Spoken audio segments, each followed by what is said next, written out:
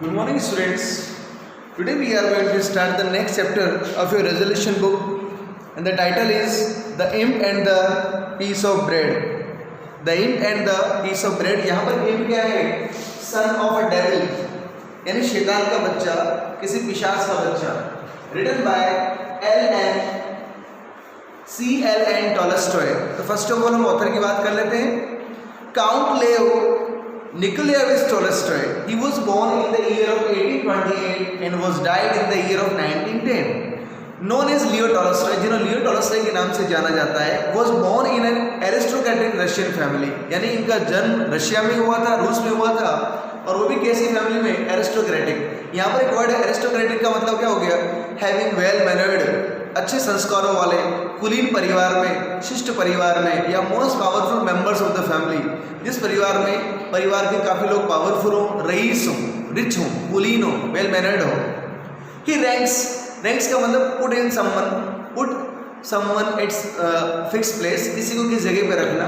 He ranks amongst the world top story writers. इसका मतलब, इस लाइन का मतलब है कि विश्व के जितने भी प्रमुख कहानी लेखक हुए उनमें इनका नाम शामिल किया जाता है, उनके बीच इनका नाम रखा जाता है.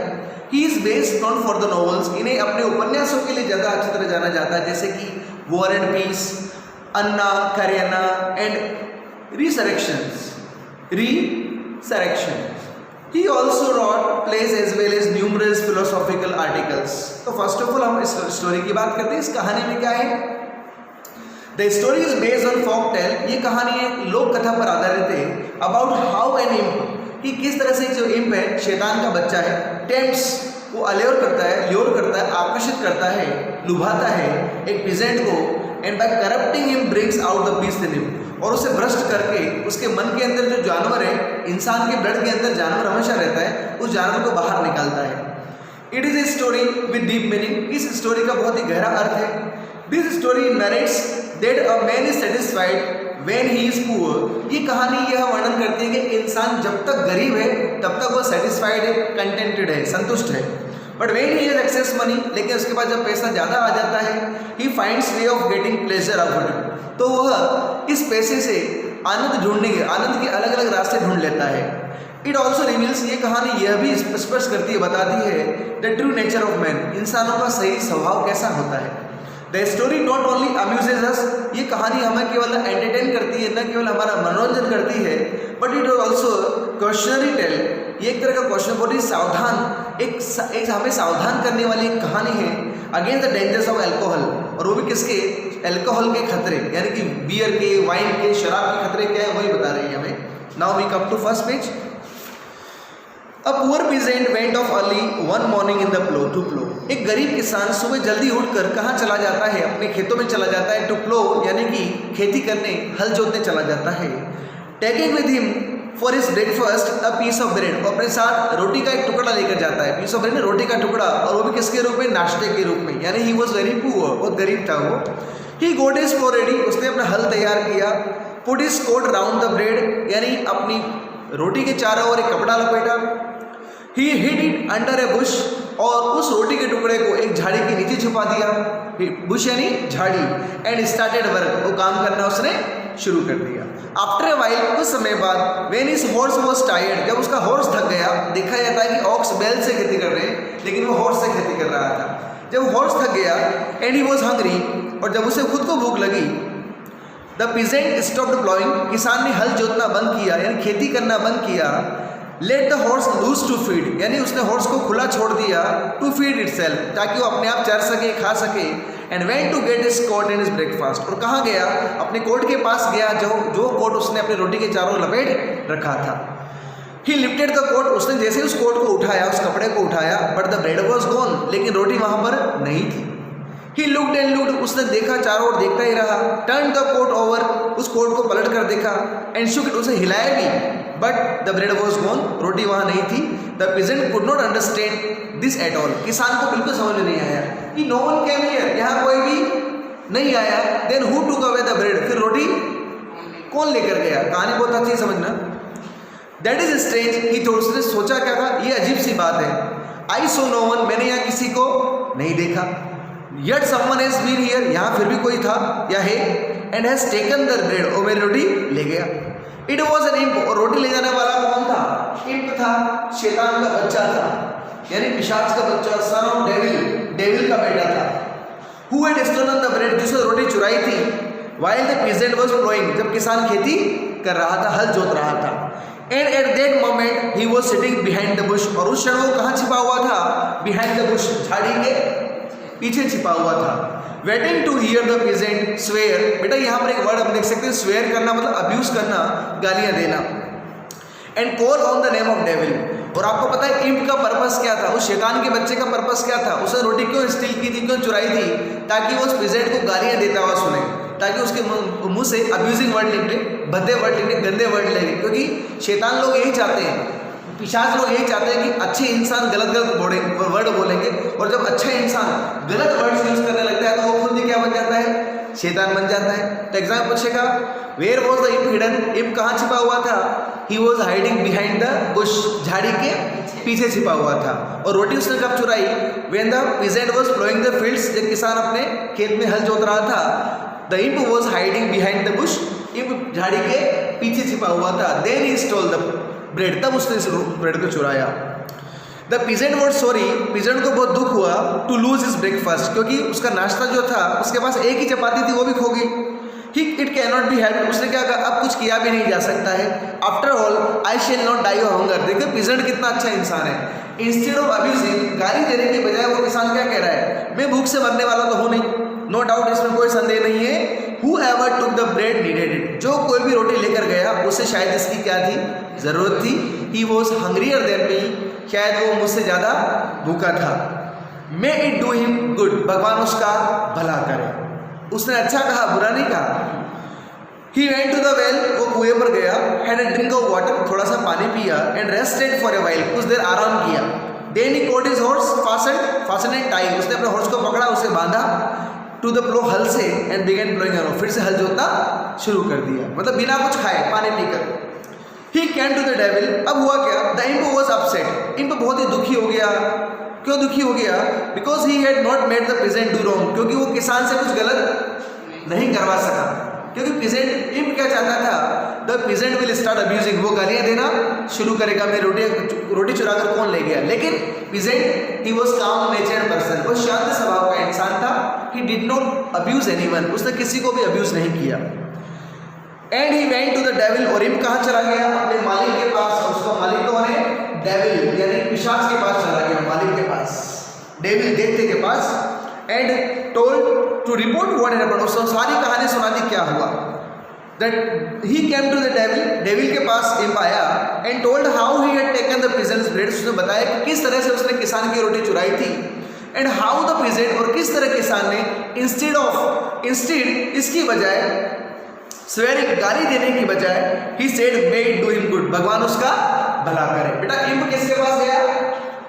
डेविल के पास जाकर सारी कहानी बताता है कि हाउ आई स्टोल ब्रेड, मैंने किस तरह से रोटी चुराई, और किस तरह से पीजेंट ने इंस्टेड ऑफ अब्यूजिंग, गाली देने के बजाय उसने क्या कहा? May it do him good, भगवान उसका भला करे। The devil was angry, devil को बहुत गुस्सा आया। उसने क्या कहा? If the man goat the better of you it was your own fault. Devil ने कहा, अगर उस इंसान ने तुमसे ज्यादा अच्छा किया, वो तुमसे अच्छा ज्यादा निकला, तो गलती क्या है? तुम्हारी। डेविल ने गलती किसकी बताई? इम्प की बताई। You do not understand your business, तुम्हें अपने काम को सही तरह से करना नहीं आता है। If the peasants and their wives do the kind of thing we shall be lost. Devil क्या कह रहा है? अगर किसान और उनकी पत्नियां इस तरह से अच्छा बर्ताव करने लगेंगी तो हमारा तो अस्तित्व खत्म हो जाएगा ना बेटा। अच्छाई के सामने किसका अंत हो जाएगा? बुराई का। तो ये डेविल है, वो किसका सिंबल है? एविलनेस का, यानी बुराई का। The matter can not be left like that, devil ने कहा इस मामले को यहीं नहीं छोड़ा जा सकता है। Go back at once, devil ने कहा वापस जाओ, and make the things right, और उन चीजों को सही करके आओ। डेविल किससे कह रहा है? इम्प से कह रहा है फिर से जाओ और फिर से अपना काम करके आओ। इफ इन 3 years, और 3 साल का टाइम दिया इम्प को। इम्प को कितने ईयर्स का टाइम दिया? 3 years का, कि 3 years के अंदर तुझे गलत करवाना है। किससे? उस पीजेंट से। If in 3 years you do not get the better of the peasant, अगर 3 साल में तुम उस पीजेंट से ज्यादा अच्छे नहीं निकले, यानी आप उसका कुछ बुरा नहीं करवा पाए आपके मुंह से, उसके मुंह से, I shall have you throne into holy water, Holi यानी पवित्र, मैं तुम्हें पवित्र पानी में फेंक दूंगा। और आपको पता है बेटा, जो डेविल्स होते हैं, घोस्ट होते हैं, उनके लिए जो होली वाटर होता है, गंगा जल होता है, मस्जिद का पानी होता है, वो वो बिल्कुल आग जैसा होता है, मतलब उसको टॉलरेट नहीं कर सकते, उनकी डेथ पक्की हो जाती है। और डेविल ने कहा अगर 3 साल के अंदर if you do not makeup, अगर आपने भरपाई नहीं की किसकी, उस नुकसान की, तो मैं आपको I will throw you into holy water, में पवित्र पानी में तुम्हें फेंक दूंगा, यानी यू विल बी लॉस्ट, तुम्हारा अंत हो जाएगा। The imp was frightened and scared. imp बहुत डर गया. He hurried back to the earth. अर्थ पर वापस आ गया, पृथ्वी पर वापस आ गया. Thinking how he could make up करना मतलब भरपाई करना. His mistake, और सोचने लगा कि वो अपनी गलती की भरपाई कैसे करे. He thought वो सोचता रहा and at last he thought of a good plan. उसे एक अच्छा आइडिया आया. क्या? He changed himself into a working man. उसने अपना भेष बदल लिया. आपको पता है डेविल imp है, ये कोई भी किसी का भी रूप ले सकते हैं. उसने अपना कैसा रूप ले लिया, एक वर्किंग मैन, एक काम करने वाले व्यक्ति का, एक किसान की तरह का एक रूप ले लिया. And went to work with the poor peasant, और उस किसान के खेत में चला गया काम करने. उस किसान से कहा कि मुझे रोटी खिला देना, मैं आपके खेतों में क्या करूंगा, काम करूंगा. उस पेजेंट को पता नहीं है कि ये कौन है, इम्प है. भेष बदल के आया वो. The first year he advise, अब देखो कहानी नया टर्न. जब उसने काम करना शुरू किया तो फर्स्ट ईयर उस इम्प ने एडवाइस सलाह दी किसको, पीजेंट को, टू सो यानी बोना कोई चीज, the corn in a low lying damp place. Low lying यानी नीचा प्लेस, और डैम यानी वेट. उसने क्या कहा, देखो फर्स्ट ईयर इम्प ने पीजेंट को क्या सलाह दी कि जो आपकी फसल है ना, पहाड़ी के नीचे जो जगह, लो जगह, नीची जगह, जहाँ डैम गीली जगह, यहाँ पर बो दो. किसान ने कहा होगा क्यों, तुम जानते ज़्यादा या मैं जानता हूँ. उसने कहा मैं कह रहा हूँ, मेरी बात मानो, फसल कहाँ बो दो, low lying damp place. Damp means wet, जो गीली जगह है पहाड़ी के नीचे, बिल्कुल नीचे, यहाँ पर फसल बो दो अपनी. The peasant took his advice, peasant ने उसकी बात मान ली. एंड सॉट देयर, और वही बीज बो दिए. The year happened to be very dry one, और उस साल सूखा पड़ गया, अकाल पड़ गया. अकाल पड़ने से क्या हुआ, the crops of the other peasants were all burn up. दूसरे लोगों की जो फसल थी वो जल गई, क्योंकि वो पहाड़ी पर थी, वो तो धूप से जल गई. By the sun, but the poor peasant's corn, लेकिन उस गरीब किसान का जो अनाज था, ग्रू थिक, वो बहुत ही मोटा अनाज हुआ. एंड टॉल, बड़ा लंबा अनाज हुआ. And very heavy with grain, और अनाज बहुत ही मोटा था. अच्छी फसल हो गई, क्योंकि फसल उसकी बच गई, पहाड़ी के नीचे थी, पहाड़ी से बच गई. Not only that he had enough grain यानी अनाज, to last him for the whole year. न केवल इतना अनाज बचा कि पूरे साल तक चल सकता, बल्कि but he had also much to spare, यानी पूरे साल अनाज खाने के बाद भी बहुत अनाज स्पेयर हो गया, बच गया, बहुत बच गया, पहली बार इतना बचा है. अब देखिए कहानी. द नेक्स्ट ईयर इम्प ने उसे एडवाइस दिया द पीजेंट को, to sow on the hill, कि अब की और पहाड़ी पर फसल बो दो, अपनी पहाड़ी पर बो दो.